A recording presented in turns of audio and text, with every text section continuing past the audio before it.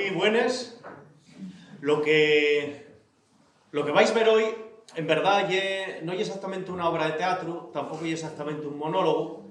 Está anunciado como cuentacuentos para adultos. Yo no sé a qué suena esto, ¿no? Lo de cuentos para adultos. No es que los nenos no puedan ver los cuentos, es que son historias pues, de las que se contaban toda la vida, pues cuando acababas de cenar, o a lo que voy, en ritos, tipo la Matazuga o San Martín, tipo el Filandón o tipo les Esfollaces, pues cuando no había televisión, ¿no? Y había que tenerse contando historias. ¿Qué pasa? Que yo mezclo todas estas historias que yo sentí y que después encontré por ahí por el mundo con recuerdos. Y por eso aviso, como hoy estoy contándoles historias en casa, como quien dice, aquí en Gozón, y seguramente que tengo familia por ahí, quiero decir que cuando cuente recuerdos, si alguien ve que invento algo, que calle. Que ya me lo diga después, ¿eh? Porque, oye, son necesidades del guión, ¿eh? Sé que está nada más y nada menos que mi madre, pero mi madre ya sabe que suelo inventar, pero bueno, si hay alguien más por la familia, de la familia por ahí que yo no veo, que sepa que me lo diga después, ¿eh? Que no me interrumpa. Bien, una de las cosas que yo descubrí, que no sabía, contando pues, estas historias que voy a contar, contándoles fuera de aquí de Gozón, y es que la palabra Matazuga solo se dice en Gozón. Aquí la conoce todo el mundo, ¿verdad? Pues por ahí, tipo Mieres, de la Cuenca, tipo incluso en Xixón, no... Se debe decir aquí en Gozón, si acaso algo en Carreño, porque el resto de Asturias se dice San Martín. Aquí, estaba mirando el otro día un estudio que hay del Bable del Cabo Peñes y recoge también Matancia y Matazura, con R. No sé si alguien la conocía así. Y bueno, otra cosa que quería preguntar, y es si alguien sabe de aquí cómo se quita el mal de huello. Si hay alguien que te ha huellado por ahí. Porque ya que lo que voy a contar tiene que ver con eso, con Matazuga y con mal de huello, ¿no? Bueno, el mal de huello quítase con un cachín de cuerno que sería del unicornio o del alicornio, pero bueno, en verdad suele ser de un ciervo, ¿no? Y entonces, bueno, hay que empezar por qué es el mal de huello. ¿Cuándo alguien te ha huellado, ¿no? Que echaron el mal de huello. Pues puedes estar agüellado cuando estás triste y no sabes por qué, cuando lleves una mala racha, cuando... Bueno, ahora que lo estoy pensando, el mundo está agüellado, en verdad, ¿no? Pero esto para el mundo no vale, al mundo no se puede pasar el agua porque eso ya es muy complicado. Pero eso, cuando lleves una mala racha, estás triste, perdiste el trabajo, y no sabes por qué, no encuentres la razón. Entonces vas a ver a alguien que te pase el agua. Y pasar el agua es para quitar el mal de cuello, o sea, para quitar todo eso que te pasa.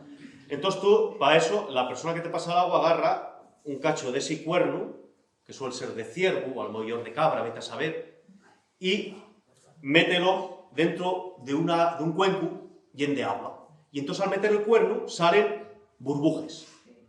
Y esos son huellos. Eso quiere decir que estás agüellado. Si salen burbujas, estás agüellado. Siempre sale. Siempre sale. Siempre. Siempre porque el cuerno tiene como unas hendiduras por ahí, entonces cuando de la que lo eches, pues sale para arriba, ¿no? También es verdad que siempre hay motivos para estar agüellado, porque oye, perfecto, nunca estás, ¿no? Entonces siempre salen, así que cuando ve que estás agüellado, lo que se fai con ese agua, por lo menos era lo que yo veía hacer a mi abuela, que pasaba el agua, era echar ese agua, no sé si toda o una parte, en la cocina a carbón, por ejemplo, en el fuego, como quemando la maldición, después volver a echar otro poco de agua, volver a repetir el proceso. Yo nunca supe qué decía mi abuela, pero después enteréme que otras personas, no sé si ella también lo decía así, decían, dando en cada parte del cuenco, dando con el cuerno, decían: huelláronme dos, desagüelláronme tres, San Pedro, San Pablo y San Andrés. Dios que me guardó, Dios que me crió, salte los huellos al que me agüelló.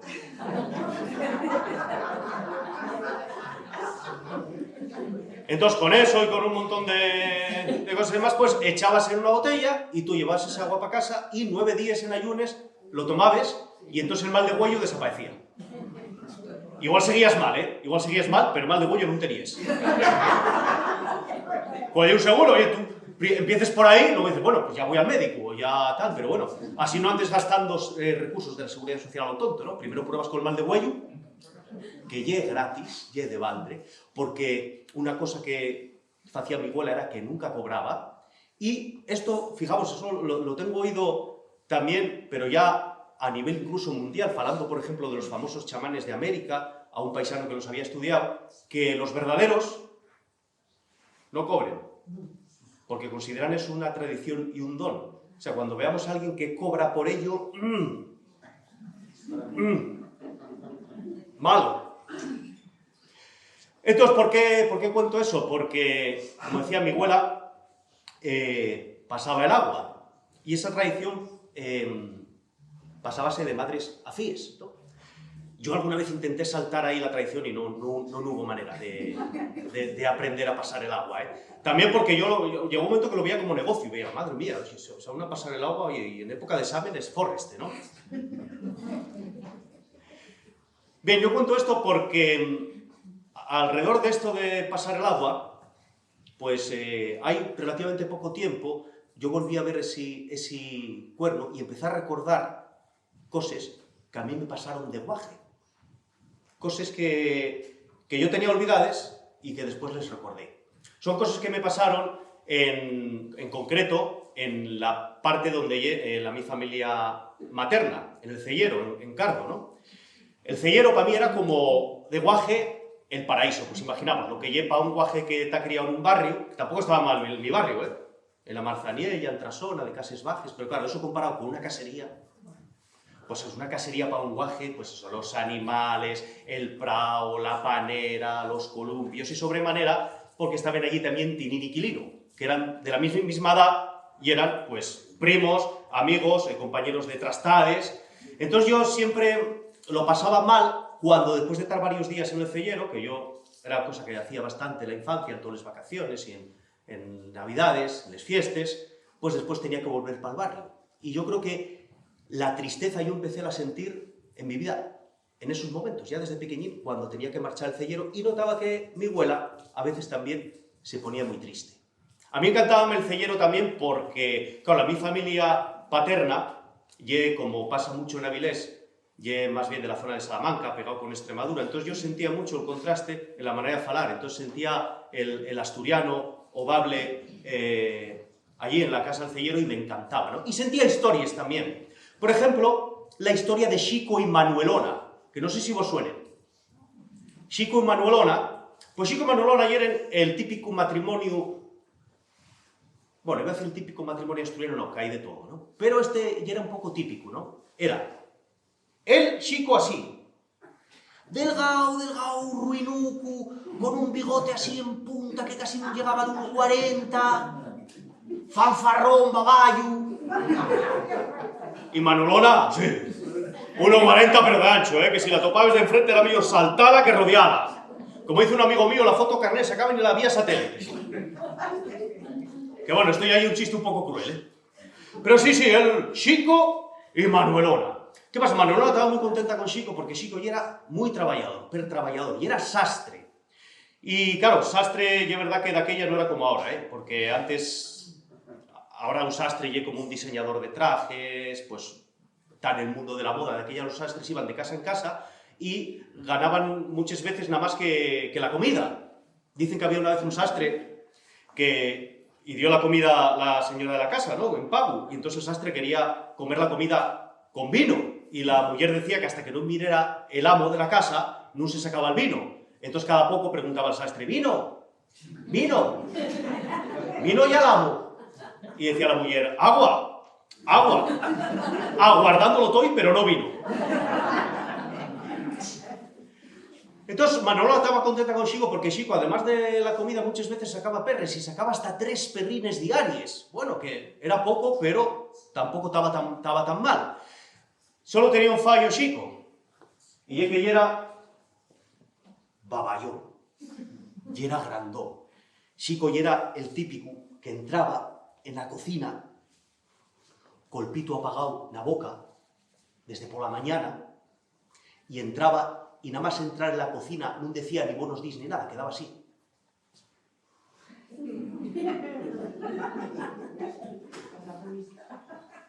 Quedaba así, saludaba eso y él quedaba así. Echaba un cagamento, que no voy a reproducir porque ya vendrán después los cagamentos, y empezaba: Manuelona, yo soy muy valiente, Manuelona, Yo temblo de valiente. Soy tan valiente que temblo porque doy miedo a mí mismo. Ay, Manuelona, tú cuando tengas algún problema avisa porque yo soy muy valiente. Acuérdome que en el servicio militar pégueme yo con paisanos de toda España porque yo temblo de valiente, temblo de valiente. Y ya que era así, todos los días cuando entraba decía que temblaba de valiente, temblo de valiente, temblo de valiente. Bueno, entraba para el Chigres, iba con Manuelona, así con ella, y decía: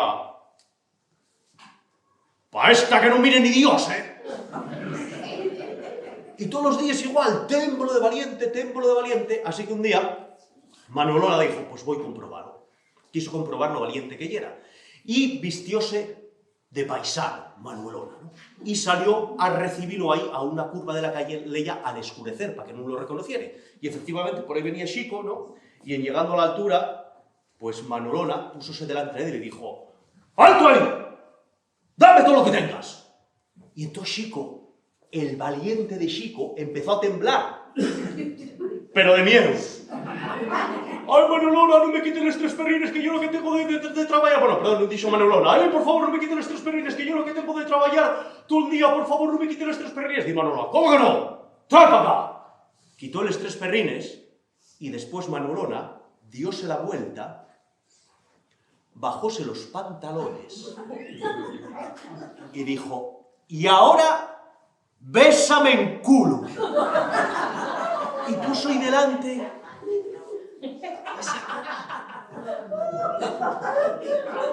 enorme, esos ñalges infinites que Chico no les reconoció porque en tantos años de matrimonio no diera tiempo a recorrerles enteros.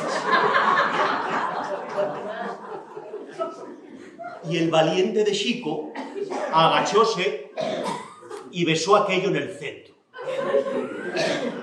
Bueno, Manuelona subió los pantalones y llegó para casa. Cuando llegó Chico, ya estaba ya vestida de Manuelona, como batiendo unos huevos disimulando, y dice que Chico esa noche no tembló de valiente. Dice que Chico entró, púsose ahí en el escaño y pidió la comida.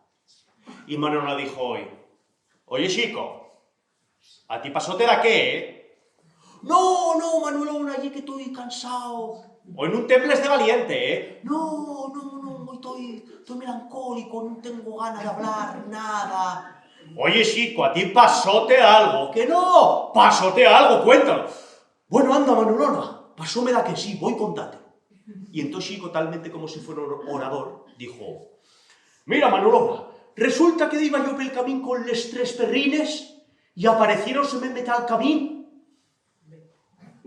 20 homes así de grandes, 20 paisanos, dame les perrines. Entonces yo uno pegué un puñetazo, a otro hice una llave, a otro tirelo, pero claro, y eran 20. Echaron al suelo, robaronme les perrones y marcharon corriendo antes de que yo me recuperara. De Manuelona: no serían 20, serían menos.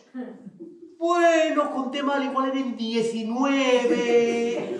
19 paisanos pa' un paisanín como tú. Bueno, con les prises igual eran 15. 15 por estes calelles. Bueno, igual eran 12. 12 para repartir 3 perrines. Bueno, igual eran 10. Y ahí empezó la cuenta atrás, hasta que al final ya di Chico: bueno, Manuelona, voy a decirte la verdad.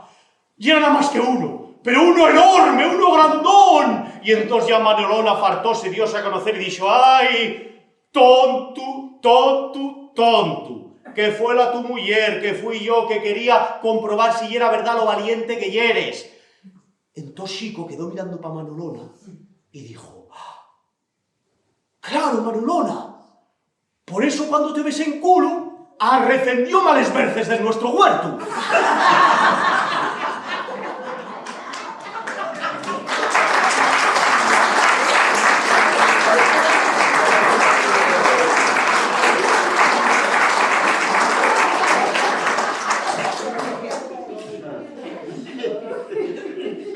Sí, es verdad que este final llega como la vida misma, porque lo que echa uno por ahí depende de...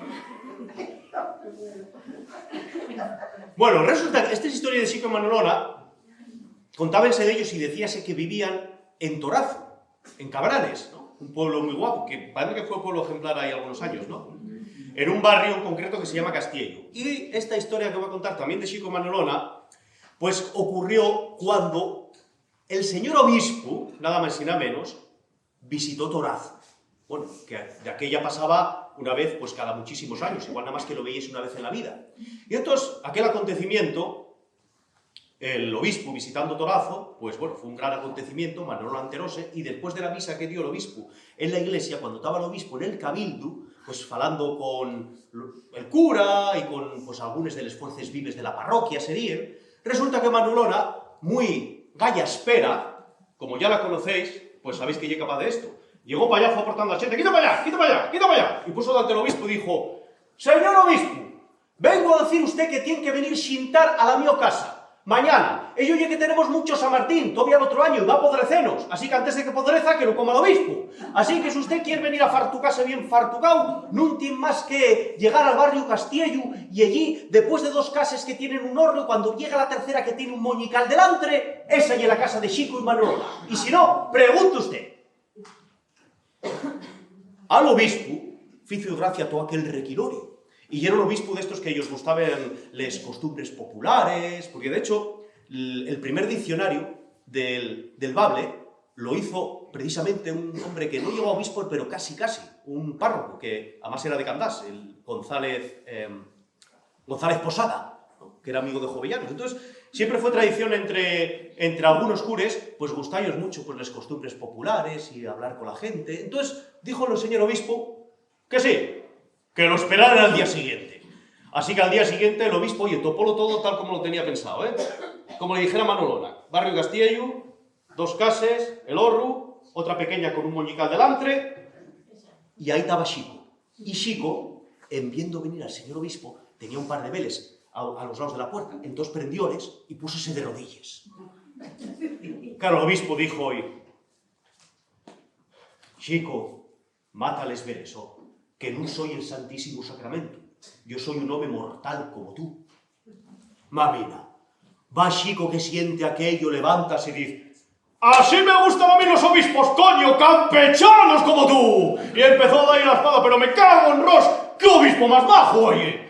Bueno, riñó Manolona a Xico porque dijo que al señor obispo había que lo tratar de usted, como a don Eustaquio, el médico, y como al boticario. Y bueno, el señor obispo entró, sentóse allí, y al momento llegó, bueno, con una fabada, con unas faves Manolona. Mire, señor obispo, aquí están las faves. Ni García ni nada, un plato para el señor obispo, otro plato para Xico, otro plato para mí. Y empezaron a falar con el señor obispo, y el señor obispo, oye, reíase y le gustaba estar con aquella gente tan...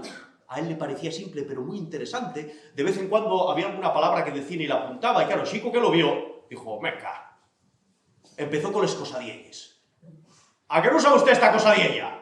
Mire, señor obispo, mire. Mire, señor obispo. Esto hay que tener en cuenta que ya iba un poco cargado de sidra Xico, ¿eh? Y dijo, mire, señor obispo, a ver si sabe lo que es esto. Todos los moces lo quieren entero, por su gusto rompen el cuero. Meten lo duro por entre lo blando. Queden los pendolinos colgando.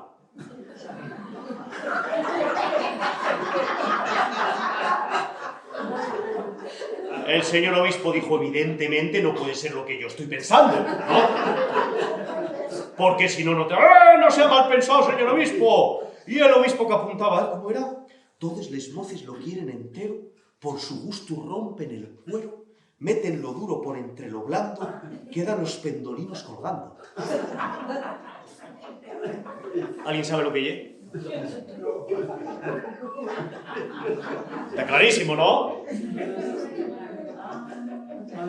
¿Qué va a ser? Por ahí hacen este gesto. Los pendientes, mal pensados. Bueno, el señor obispo dijo, madre mía, qué ingenioso. Pues mire, sé otra. Alza, niña, al cobertor, no te pongas melindrosa, que te la vengo a meter. Y tiesa traigo la cosa. Y no oye picardía. El señor obispo dijo, madre de Dios, ¿cómo fue? Alza, niña, al cobertor, no te pongas melindrosa, que te la vengo a meter y tiesa traigo la cosa. No puede ser lo que estoy pensando. Evidentemente era La inyección. La inyección. Alza, niña, el cobertor, no te pongas melindrosa que te la voy a meter y tienes que traigo la cosa. Pero claro, el chico, como veía que estaba captando la atención del obispo, siguió. Y mira esta, mira esta. Toda la noche panza arriba para que me metan un cuarto de carne viva.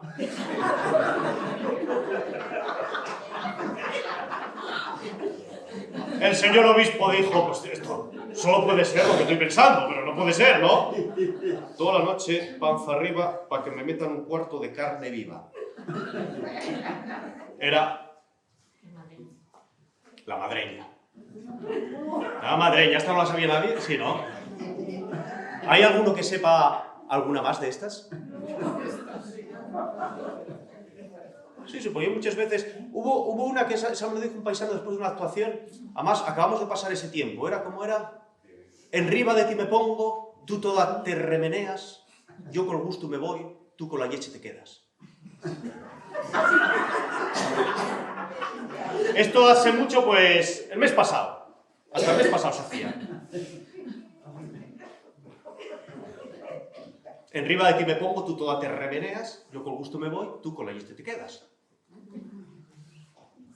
Los figos. Los figos. Los figos que dejan esa cosa que hay como leche blanco. Bueno, el señor obispo no hacía más que apuntar todas las cosadielles que decía Xico y bueno, comieron bien fartugados, porque además así como no lo parecía ellos mal que solo comiera un plato el señor obispo, tome otro que si no voy a enfadar, me parece mal. Bueno, el señor obispo otro plato y al poco dice Manolona, serían casi las 6 de la tarde, y dice, bueno, voy para el arroz con leche que hice para de postre. Púselo arriba, en baixo de la cama, para que no caguen en ello los mosques. Subió para arriba Manolona, sentíase cómo caminaba por el techo este de madera, como iba para un lado para el otro, y al poco baja Manolona riéndose. ¡Ay, ay, ay, señor obispo, menos mal! Menos mal bajaba con una fuente de arroz con leche y dice, ¡uf! ¡Menos mal! Equivoqué, me agarré la bacenilla, que estaba sin desocupar. ¡Uf! ¡Val Dios, que sentí el fedor, señor obispo, que si no me pongo aquí con la bacenilla! Puso ahí la fuente arroz con leche, el señor obispo tuvo que comer igual. Y ya después de los cafés, ya en las 11 de la noche, ya el señor obispo dijo que tenía que marchar, entonces salieron para la Quintana, pero cuando iba a marchar el obispo dice, Manolona, pere, señor obispo, que voy y dai una cosa. Y subió para el horno. Y ahí estuvo un rato, una bezona, un rato largo. Chico que ya no tenía repertorio, mirando para el obispo mirando para Chico, ¿qué pasará? ¿Qué pasará? Y al poco llega Manolona con un saco de castañas y dice, tome, señor obispo, lleve estas castañas para el obispado, que ya no les quieren ni los gochos. Tome, señor obispo. Y el obispo dice, pero bueno, Manolona, no puedo llevar cosas para el obispado, porque no ves que esto parece mal. Esto parece mal, parece que estoy vendiendo algo, yo no puedo llevar nada. ¿Cómo que no, obispo? Pero no me haga esto, por favor, no me haga este feo, señor obispo. ¡Que les lleve, obispo! Bueno, el caso es que, claro, Xico y Manolona ya los conocéis un poco, eran de esta gente que si te ofrecen algo y dices que no, pues oféndense, ¿no? Pero, señor obispo, Manolona casi llorando, no me haga esto, señor obispo, este feo, por favor, lleven, saque tu castañas. Que no puedo, Manolona. ¡Que les lleve, obispo, cago en Dios! ¡Que les lleve! Pero bueno, por favor, Xico, pero que les lleve, señor obispo. Entre Manolona casi llorando y Xico casi cagándose en todos los santos y el señor obispo no sabía cómo salir de aquella. Menos mal que dice Manolona, pera, Xico. Y pareció que había encontrado el mejor argumento para que las llevara. Y dice, señor obispo, no sea egoísta. Y si usted no quiere las castañas, llévelas para la obispa y para los obispinos.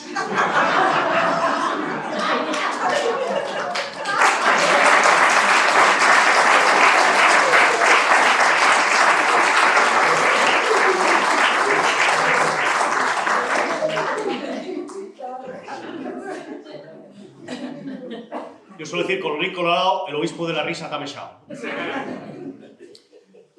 Que por cierto, no sé si acabó llevándoles o no acabó llevándoles. Pero voy a contar también otro caso muy célebre que pasó con Xico y Manolona, pero esto pasó con Fiu. Resulta que Xico y Manolona tenían un Fiu que se llamaba Xuacu, que sacó la fatez del pa y la burrez de la pa. Y Xuacu resulta que andaba con Lina.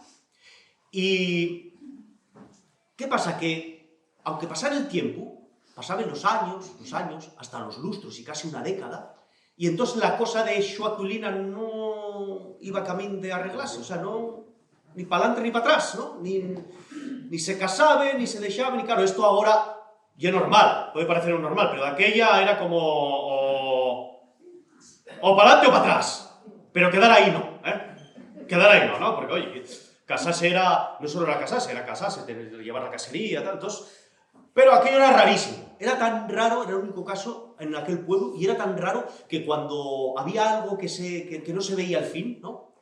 Pues decías que aquello era como el casorio Xuacu. ¡Uf! Yo qué sé, el ave Pasturias. Eso oye como el casorio Xuacu. Que el Oviedo suba primera. Eso oye como el casorio Xuacu. Venga, que el Sporting suba primera. Eso oye como el casorio Xuacu, para que no quede... O sea, cualquier cosa así como el casorio Xuacu, ¿no? Porque de repente estaban bien, estaban todos los días cortexando, pero otro día enfadábense, y entonces Xuacu iba para el Chigre a echar la brisca, que no quería oír falar de Lina, otro día iba para casa Lina. Bueno, un día estaban en el Chigre Pepe Campo y José Barbés. Estaban diciendo, ¡oh! ¡Anda que va tiempo que anden asina! Decía Pepe Campo. Ya andaban xuntos antes de dir yo para el servicio, y desde que volví, caséme. Tuve 3 fíos. Quedé calvo y quedé sin dientes.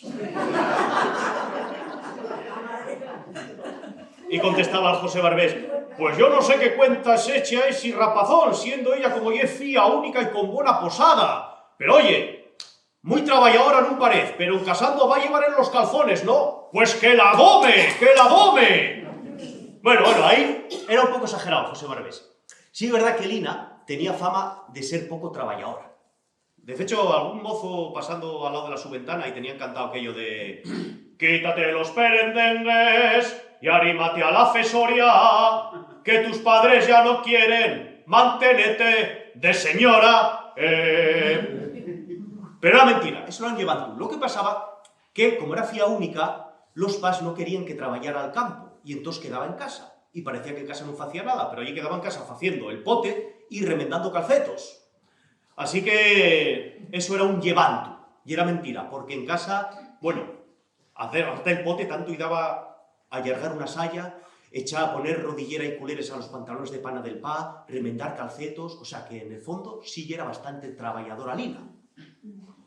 Y el caso es que seguía pasando el tiempo y aquello no iba camino de arreglarse, y ya la cosa empezaba a ser un poco la risión. Ya la gente se escapaba un poco la risa cuando falaban de aquello del casorio de Xuacu. Y claro, todo el mundo tenía que dar la parpayola, todo el mundo tenía que opinar, que si la culpa era de uno, que si la culpa era de otro, que si cómo los educaron, que si no sé qué. Y un día las mujeres tuvieron más que falar que otras veces porque supose que Lina iba a ir para la villa, a vivir a casa de unos tíos, para acabar con aquella risión en pueblo entero, que los padres dijeron que para la villa. Y entonces Xuacu decía que si ella Lina iba para la villa, él iba para La Habana. Comentaban lo Argenta y María Tabán. Argenta que iba con una ferrada de agua en la cabeza y María Tabán iba con un cesto de patates. Decía Argenta, eso valía más facelu, hay mucho tiempo. Pero contestaba María Tabán, bueno, pero espera que Lina encuentre uno u otro como Xuacu, porque pollín serálo, pero trabajador también. Eso era verdad también, Xuacu ya era muy trabajador. Xuacu sabía muriar, sabía, vamos, o sea, que ya era medio albañil, sabía carpinteriar, sabía ferrar caballos y burros. Y bueno, respecto a lo de carpintero, sabía hasta hacer madreñes muy guapes, bien barnizadas y con unos dibujos que tú veías aquellos dibujos, tan finos, tan pequeñacos, mirabas para Xuacu, mirabas para esos dibujos, y dices, ¿cómo pudo hacer esto?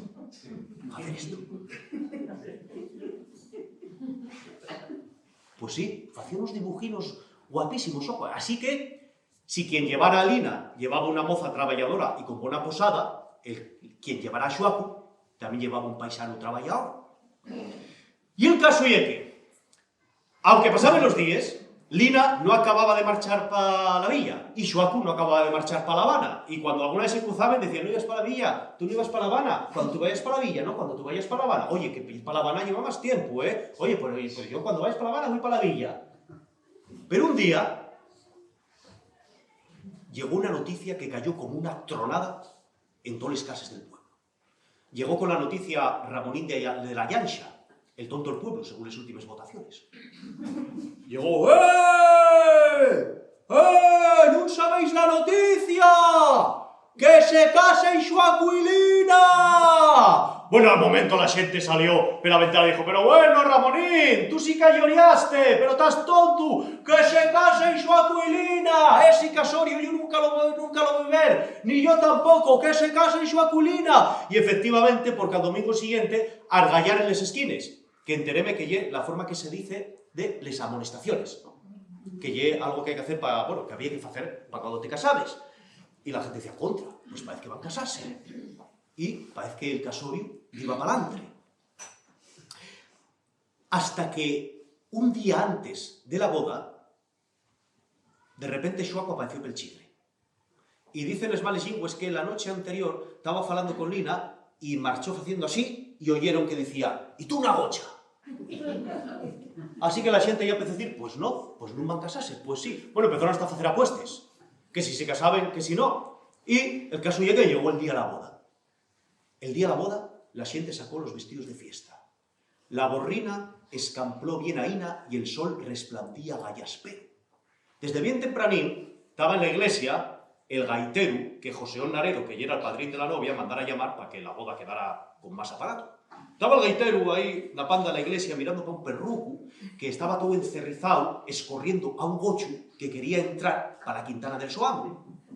Cuando de pronto, un xibliu, ¡bum! Y una tronada que hizo que el perro empezara a meterse lladrando en casa del amo y el gocho empezara a correr per la plazuela alante, solmenando les orelles y les ñalgues de color de rosa. La cosa fuera un volador que ya anunciaba que el novio venía por la cuesta de la Llanxa para arriba. Llegó Xuacu y al poco ya llegó Lina también. Y entonces entraron en la iglesia mientras el gaiteru ponía los pelos arrespingados a todo el mundo. En acabando el gaiteru, Manuel de la Cotorra empezó a darle al armonio. Un órgano que había en la iglesia que daba algunos resoplíos de 10 veces, como si fuera un enfermo del pulmón. Pero así la ceremonia quedaba con mucho más aparato también. Acabado el armonio, empezó la ceremonia. Dijo el cura,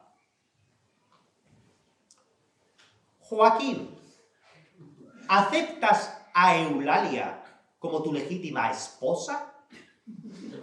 Y Xuacu,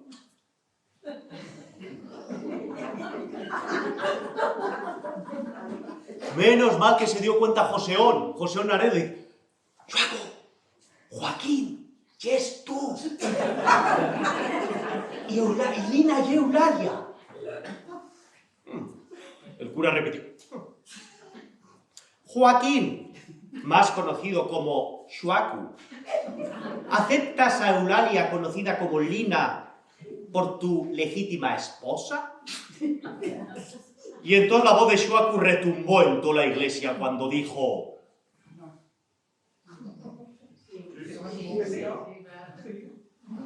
si dijera que sí, no estaría aquí contando este cuento, ¿no? Si dijera que sí, no habría cuento. Para que la cosa esté interesante, tienen que decir no. Así que, paisanos, por favor, ¿podéis hacerme de coro?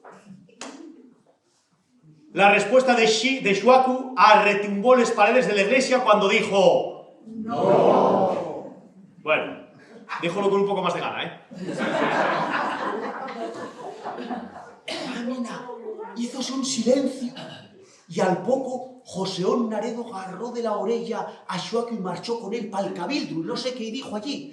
Entre el sonido de la gente que sonaba como suena les abelles a les siestes del verano, pues resonaba la voz de Joseón Naredo diciendo, pero Xuacu, un poco de sentido. La gente, ves, ya decía yo que no casaba, ya decía yo que no se casaba. Y el perruco de la plazuela, el que escorría el gocho, todavía seguía ladrando. Al poco entró en la iglesia otra vez Xuacu, que ya parecía medio convencido. Púsose delante y el cura repitió la pregunta. Joaquín, conocido como Xuacu, ¿aceptas a Eulalia, conocida como Lina, como tu legítima esposa? Y la voz de Xuacu retumbó en la iglesia cuando contestó No, tampoco hay que pasarse, ¿eh? Porque si decimos no, el cuento no avanza y estamos aquí esta mañana. Así que la voz de Shuakua retumbó en la iglesia cuando dijo ¡no! Sí. Sí. Porque si dices que no, ya digo que quedamos aquí trabados. La voz de Shuakua retumbó en la iglesia cuando dijo ¡sí! Y la gente hizo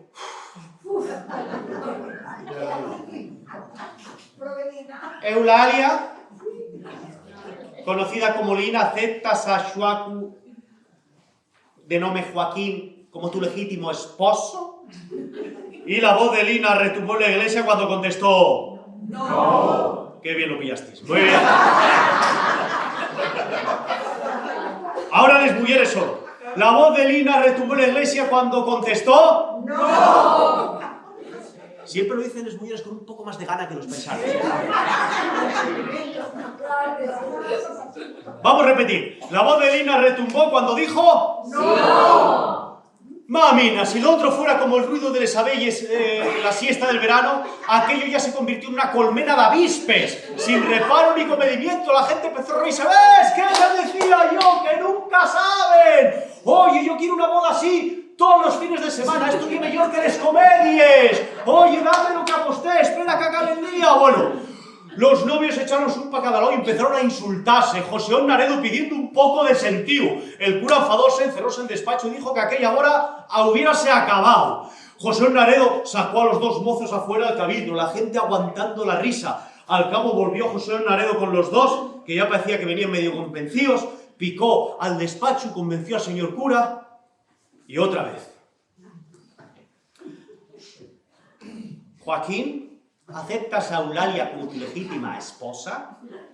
Y la voz de Shuakua retumbó en la iglesia cuando contestó sí. Y la gente hizo Eulalia, conocida como Lina, ¿aceptas a Shuakua, conocido como Joaquín, como tu legítimo esposo? Y la voz de Lina retumbó cuando dijo sí. ¿Queréis casados, ¿Queréis casados? Pues ahora no vos caso yo, que vos cases a Pedro. Y el señor cura quitó la sotana y enfiló por la calle del medio fuera de la iglesia con el gaitero detrás diciendo pero me cago en mi mato, esto no es una boda. Yo cobro igual, yo cobro igual. Ahí sí que quedó la gente plasmada, en silencio.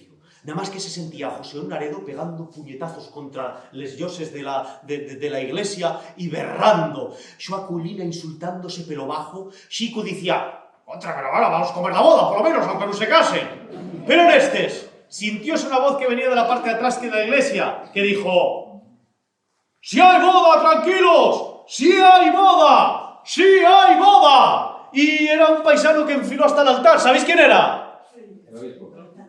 El obispo era el obispo que desde aquella estaba convidado a la boda porque era muy amigo, se hizo era muy amigo de Chico Manolona. El obispo que subió, púsose la sotana y dijo, me cago en Dios, caso vos yo.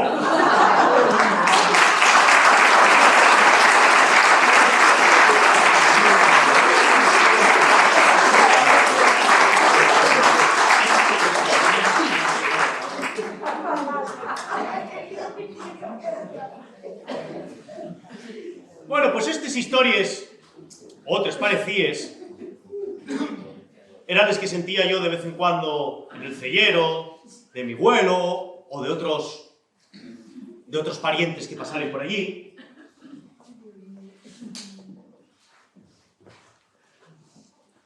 Y voy a seguir con lo de mi historia del cellero. Cuando yo tenía unos 10 años, resulta que un día levantéme y quedé sin habla. Que sin hablar, no me salían las palabras. Entonces, claro, mis padres preocuparonse mucho porque yo de guaje era muy ruin, era muy runuco, no comía casi nada, ¿no? No comía nada y era nervioso, comía las uñas. Y entonces, claro, preocuparonse y lleváronme, en cuanto a llevarme al médico, lleváronme al hospitalillo, como se hacía de aquella, ¿no? Si trabajabais en el Sidesa, allí hicieron un montón de pruebas y vieron que no había nada que justificara que yo quedara sin fala. Entonces mis padres, tomando una decisión pionera para aquella época, decidieron llevarme al psicólogo. pero de la que íbamos a entrar desde el Hospitalillo por la carretera hasta Avilés, cuando llegamos al cruce, que va a Gozón, mi madre dijo, para. Vamos al Cellero. Y en ese momento, una risa que yo no supe de dónde venía, apareció en mi cara.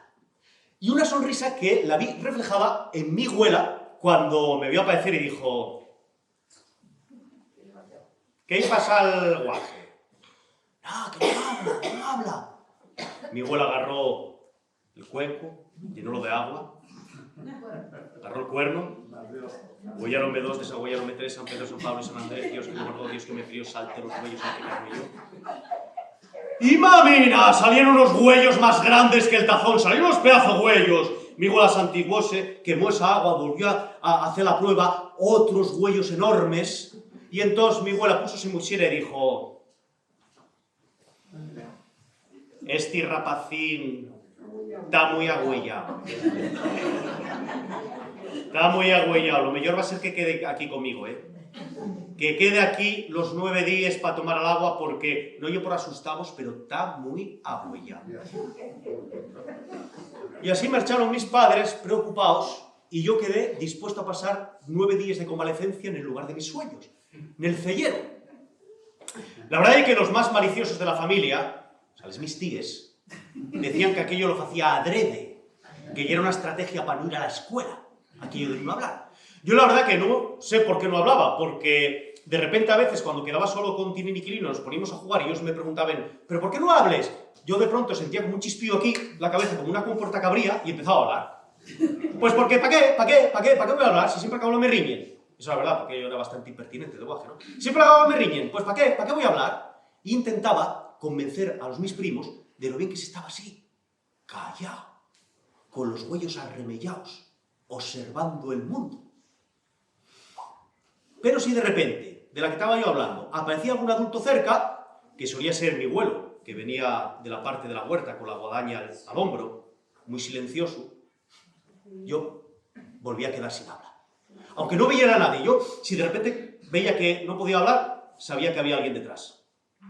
Y después, pues, íbamos a jugar los 3 primos, pues íbamos a una espadaña, por ejemplo, que teníamos segada por dentro y donde había unos cuantos muebles cogidos de la basura, unos cuantos sofás, o íbamos al columpio que había detrás de la casa, que colgaba de una nozal, a tirarnos, a ver qué se pagaba el hostiazo más grande, o a guerras de naranjazos y patatazos, pues unos desde la naranjal tirando naranjas, otros desde la panera tirando patates, o a jugar entre los comederos de les vaques. La verdad es que estos juegos así infantiles de cacería tienen doble placer. Primero el placer de jugar, ¿no? De jugar a esos juegos, y luego era el placer de que eran juegos prohibidos, porque, claro, no nos dejaban jugar a tirarnos naranjazos y patatazos. Entonces, a la vez disfrutabas de estar jugando y de estar vigilando para que no te vieran jugar, ¿no? O lo de meterse entre los comederos de les vaques, ¿no? Ay. Por cierto, recuerdo que Quilino pasó media infancia intentando convencernos de que a él una vez lo comiera una vaca. Nosotros decíamos que no, que eso es imposible, porque estarías muerto, pero él aprovechaba que estábamos dando los naturales y decía, no, hombre, no, ¿sabes lo que pasa? Que yo que a mí la vaca tragóme, y como son rumiantes, yo fui para el estómago, y cuando me echó para la boca, para masticarme, yo salí.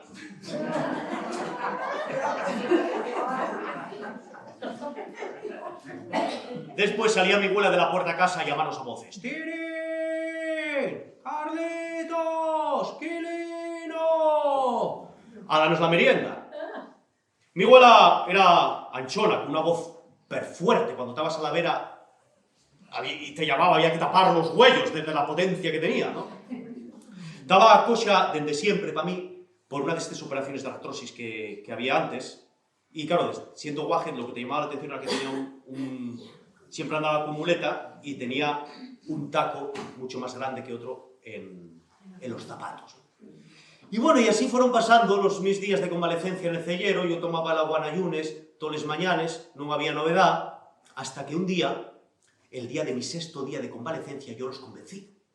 Viendo lo bien que me iba, que no iba a la escuela ni nada, pues convencí a mis primos para que estuvieran callados. Así que en la cena del 6º día de convalecencia estábamos los 3. mirando para los mayores y oyendo las conversaciones. Las conversaciones que a mí siempre me parecían iguales. Igual empezaban hablando que si de ensidesa, de si la gente que trabajaba la ensidesa, de si les vaques, y después ya llegaba la parte de las historias.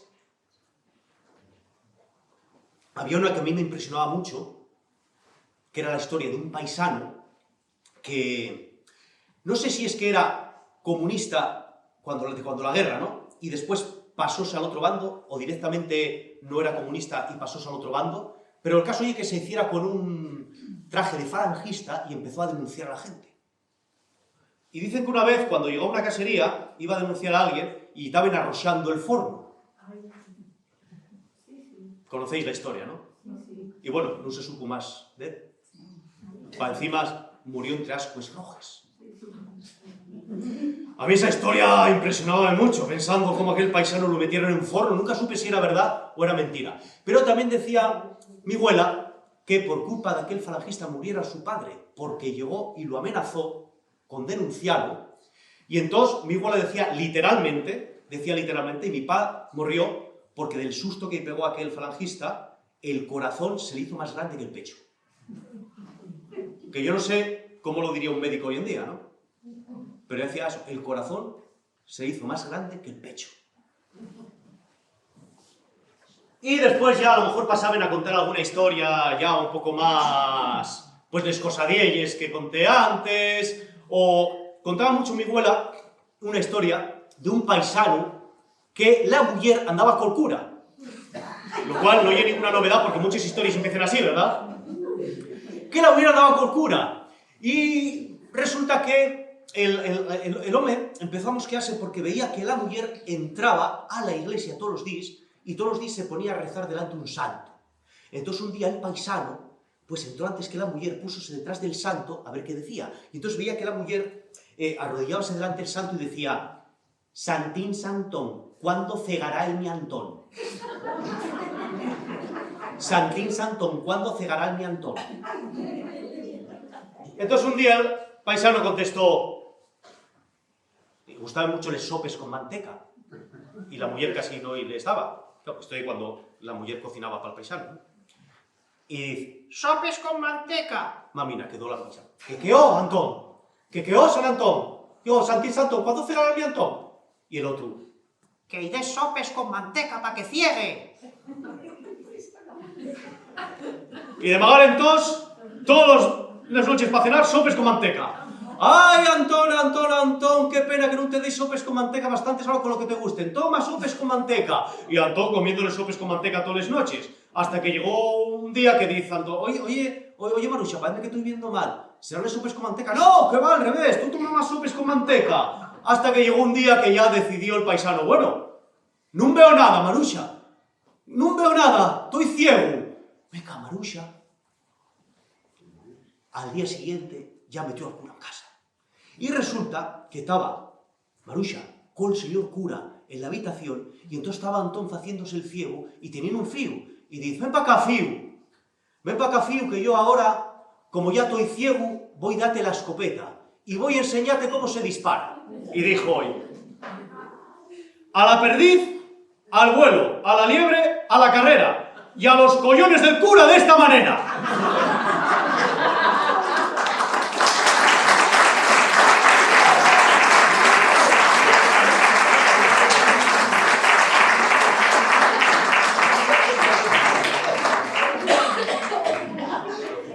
Bueno, este y estos cuentos políticamente incorrectos que yo aprovecho para contar, porque oye, digo, como lo contaba mi abuela,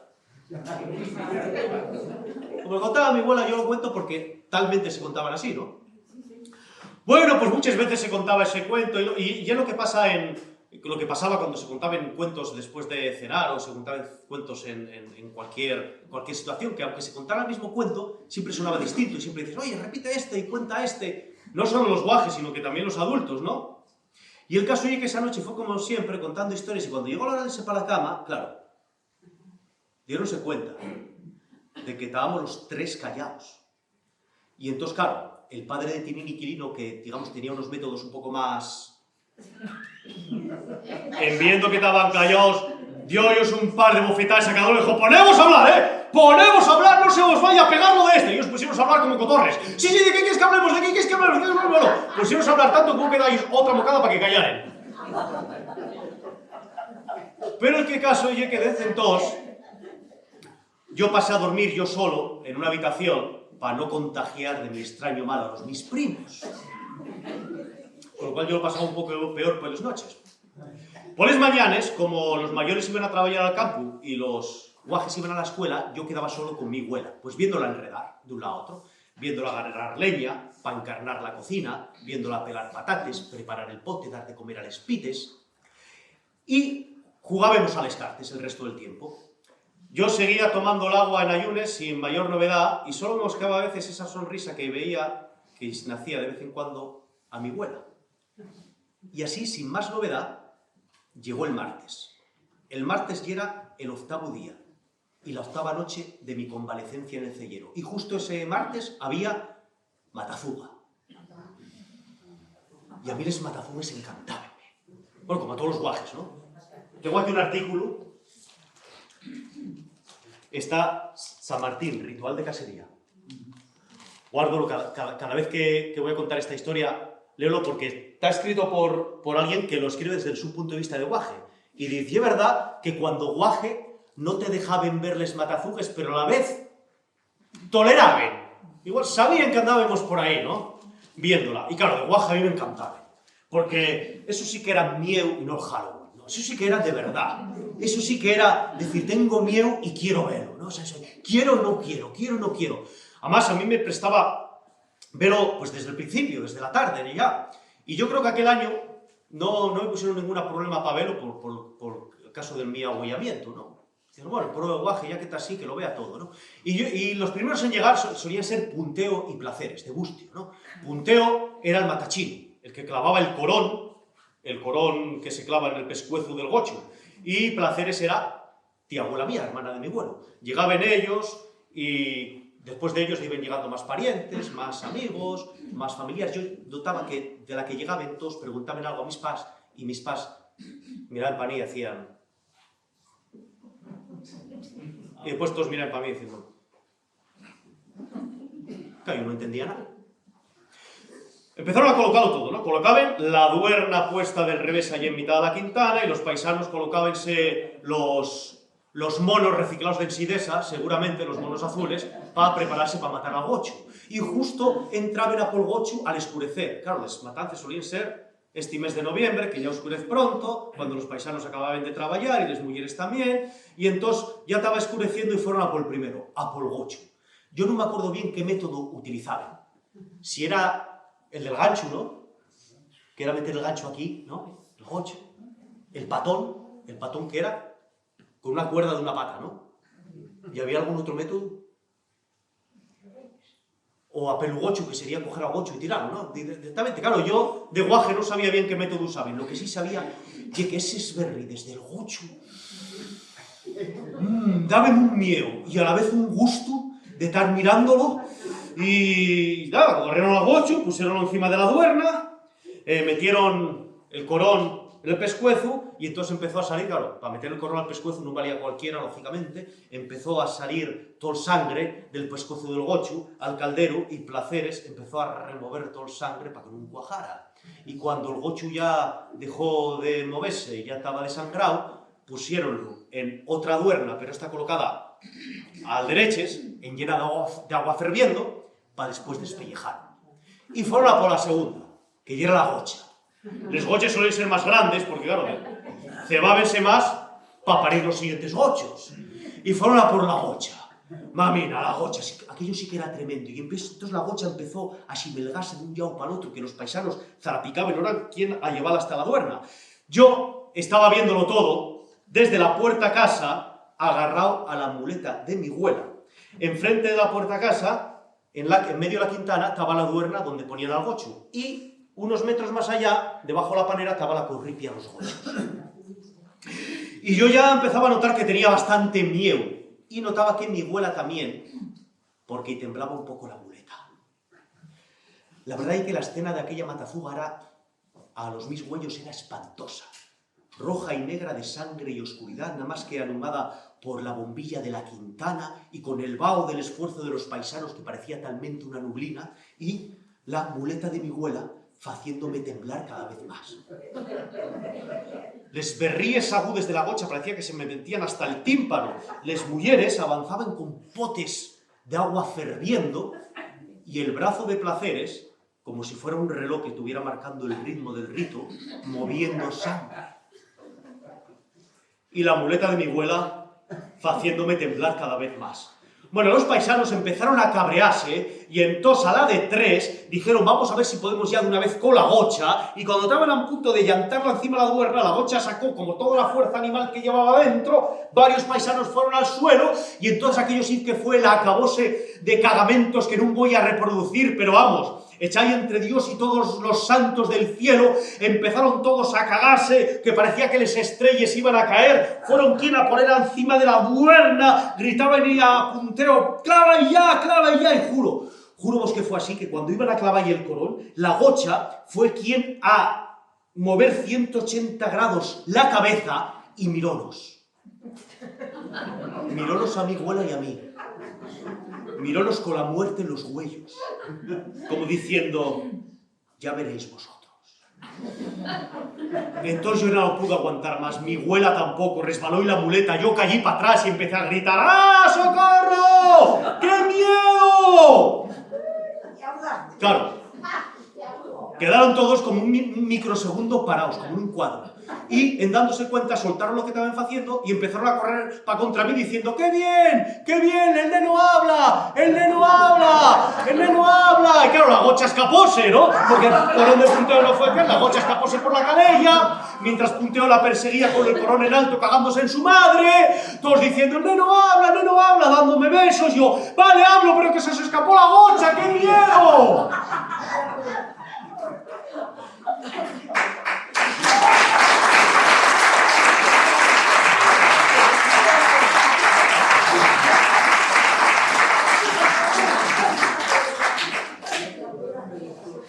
Y bueno, cuando por fin se aclaró todo aquel enguedello, y ya dije, vale, hablo ya, pero la gocha, por favor. Por fin consiguieron, después de no sé cuánto, a topar a la gocha por ahí, llevarla, matarla como Dios manda, y así fue como yo quedé sanado del mal de huella, justo la última noche. Y al día siguiente, cuando me levanté bien temprano, y vi a los gochos, pelados, colgados del tendejón y abiertos en canal, entróme un susto que casi pierdo el habla otra vez. Cosa que entonces mi padre diome un pescozado y dijo, anda, sube para el coche. Y de que yo montaba en el 124, una de mis tías, que estaba ya en la máquina haciendo morcilles, dijo, anda, cuentista, para la escuela. Mientras que mi abuela, desde la puerta a casa, me decía adiós, casi con una lágrima en los huellos, sin atreverse a agüellarme por segunda vez.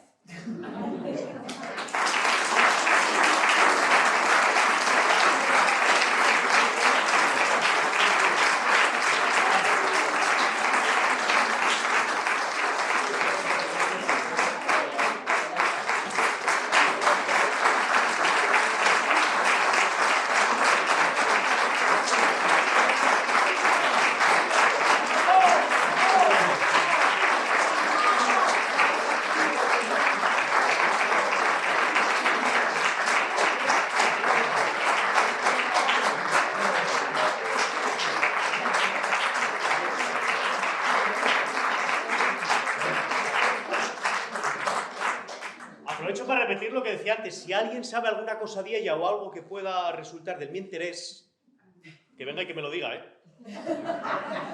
Luego no voy a decir quién me lo dijo. Nada más que digo, esto contarlo después de una actuación. Bueno, pues gracias y hasta la próxima.